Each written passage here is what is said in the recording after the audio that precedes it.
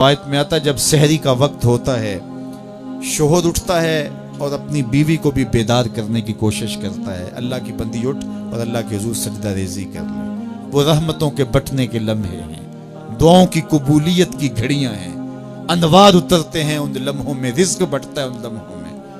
تو وہ اٹھتا ہے اور اپنی بیوی کو بھی بیدار کرنے کی کوشش کرتا ہے۔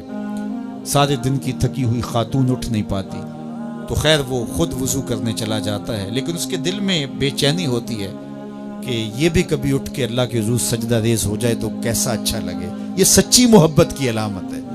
خیر اسے خیال آتا ہے اور وہ پانی کا چلو ساتھ لیے آتا ہے اور اپنی بیوی کے چہرے پہ چھڑک دیتا ہے اور خود مصلی بچھا کے نماز پڑھنے لگ جاتا ہے۔ بیوی اٹھتی ہے، دیکھتی ہے میرا شوہر نماز میں ہے، اسے بھی خیال آتا ہے، اٹھتی ہے جلدی سے، وضو کرتی ہے، مصلی بچھا کے شوہر کے قریب نماز پڑھنے لگ جاتی ہے۔ ایک طرف شوہر نماز پڑھ رہا ہے، ایک طرف بیوی نماز پڑھ رہی ہے۔ سحری کے لمحے ہیں، ٹھنڈی ٹھنڈی ہوائیں چل رہی ہیں، انوار اور رحمتوں کی برکھا برس رہی ہے، کوئی دیکھ نہیں رہا، ریا کا شائبہ ہی نہیں، دروازے مقفل ہیں، اور کبھی سجدے میں بیوی ہے، کبھی سجدے میں شوہر ہے، کبھی وہ قیام میں ہے اور یہ رکوع میں ہے، کبھی یہ رکوع میں ہے وہ قعدے میں ہے۔ دونوں سحری کے وقت اللہ کے حضور سجدہ ریز ہے، میاں بیوی۔ حدیث پاک میں آتا ہے دونوں کو دیکھ کے رب مسکرا رہا ہوتا ہے، اپنی شان کے مطابق اللہ خوش ہو رہا ہوتا ہے کہ میرا بندہ اور میری دہلیز کی باندی کس طرح میرے حضور سجدہ ریز ہیں۔ اور اگر ان کو پتہ چل جائے نا کہ سجدے میں کتنی رحمتیں اتر رہی ہیں، وہ سجدے سے ساری نہ اٹھائیں۔ 5 گانا نماز کا شعار بنا لو زندگی میں، کبھی قضا نہ ہونے پائے، اور اگر اللہ نصیب کرے تو سحری کے سجدے بھی زندگی میں شامل کر لو۔ دیکھنا زندگی کس طرح ٹینشن فری ہوتی ہے۔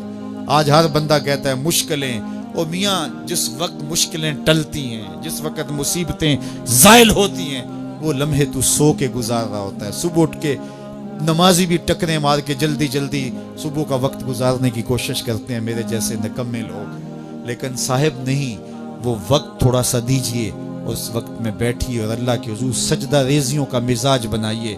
معراج النبی کا جو خاص تحفہ ہے وہ نماز ہے جو حضور لے کر آئے، اور پھر بارگاہ قدس میں جب حضور حاضر ہوئے، اللہ نے اپنے محبوب کو بہت کچھ دیا تھا۔ 70,000 اسرار تھے، 70,000 رموز، 70,000 حکایات، اور بہت کچھ دیا۔ سب کچھ دینے کے بعد کہا محبوب یہ تو میں نے خود دیا، اب تو بتا میں تجھے کس چیز سے نوازوں، تیری اپنی بھی کوئی چاہت ہو۔ تو محبوب نے جو جواب دیا وہ سنیے۔ ہم ہوتے نہ جانے ہمیں کوئی اختیار دیا جائے تو کیا مانگ لے، کوئی دولت مانگے، کوئی ثروت مانگے، کوئی شہرت مانگے، لیکن ذرا دیکھیے انتخاب دیکھیے حضور کا، اور پھر اشش کیجیے حضور کے انتخاب پہ۔ کہا کہ محبوب آپ کی جھولی میں کیا ڈالا جائے، کیا دیا جائے؟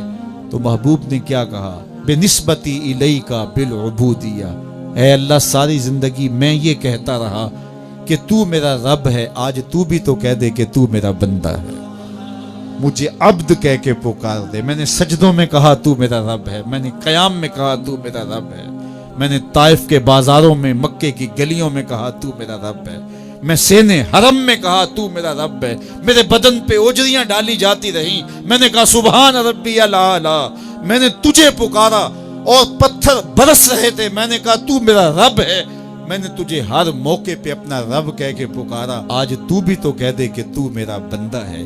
تو اللہ نے کہا سبحان الذی اسری بعبدہ، تو عبد کہہ کے پکارا۔ اور عبدیت کا عملی اظہار نماز سے ہوتا ہے۔ نماز میں جو سرور ہے، نماز میں جو لطف ہے اور بندگی کا جو مزہ ہے وہ کہیں اور نہیں ہے۔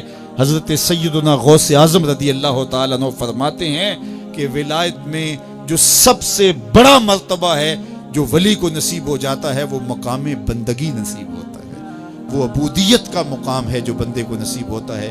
تو یہ بندے کے لیے معراج ہے، اسی لیے کہا گیا الصلاۃ معراج المومنین، نماز مومن کی معراج ہے۔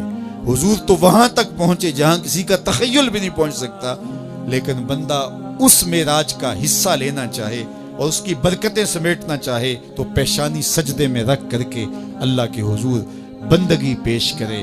اللہ ہم سب کو اپنے حضور عجز و نیاز کے سجدے نصیب فرمائے۔